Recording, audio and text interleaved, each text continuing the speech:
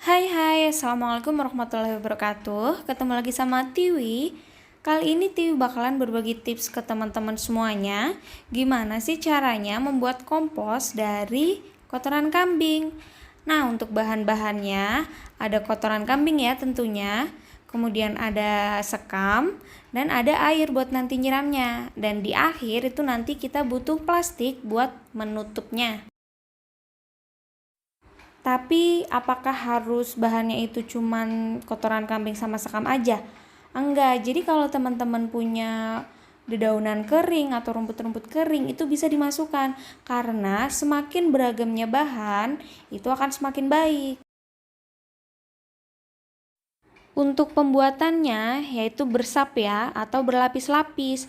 Jadi nanti lapisan pertamanya itu ada sekam, kemudian ada kotoran kambingnya, sekam, kotoran kambing dan begitu seterusnya. Nah, untuk ketebalannya yaitu sekitar 10-15 cm. Dan kenapa kita menggunakan sekam atau kenapa kita melakukan teknik bersap seperti itu? Jadi sekamnya nanti itu berfungsi untuk menciptakan rongga udara, untuk menciptakan sirkulasi udara. Karena kompos kita itu aerob ya dengan oksigen. Kalau misalkan tidak menggunakan sekam, nanti kotoran kambingnya itu bakalan padat dan dia bakalan anaerob atau tanpa oksigen. Dan bisa saja kompos kita nanti bakalan bau karena nggak ada oksigen.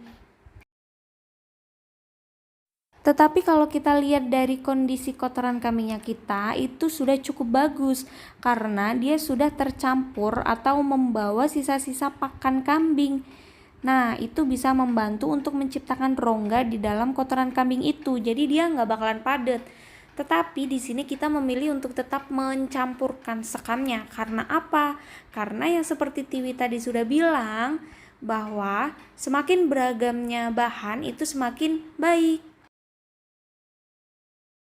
Oke, sudah sampai lapisan ketiga dan peletakannya itu masih sama, yaitu dengan cara bersap atau selang-seling.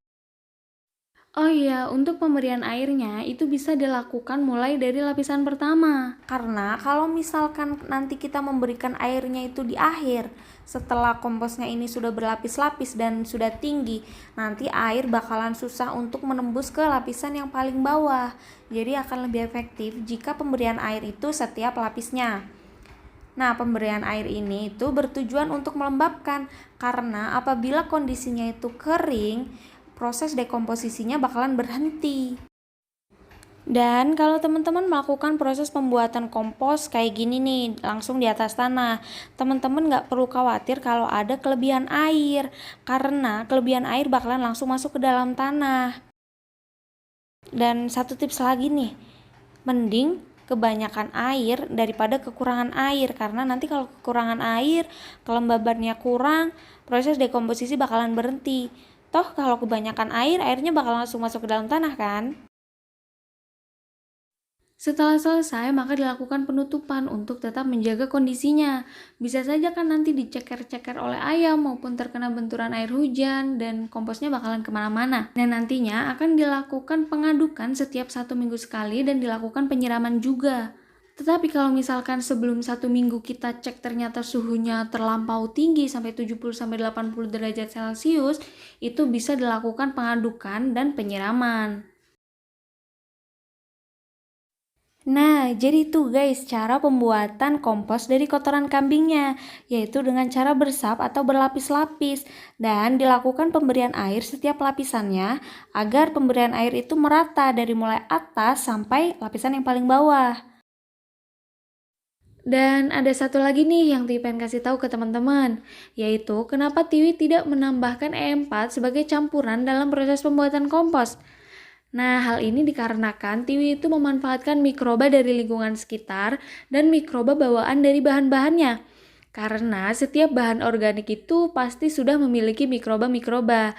Dan bisa dilihat dari proses pembuatan kompos ini, Tiwi langsung membuatnya di atas tanah. Jadi mikroba-mikroba alami dari lingkungan sekitar itu bisa langsung datang dan bisa langsung membantu dalam proses pengomposan. Wow, coba lihat ini guys, betapa banyaknya kotoran kambing yang ada di rumah Tiwi. Nah, buat apa ya selanjutnya? Tonton terus video selanjutnya untuk tahu ini buat apa ya. Terima kasih sudah nonton, semoga bermanfaat. Wassalamualaikum warahmatullahi wabarakatuh.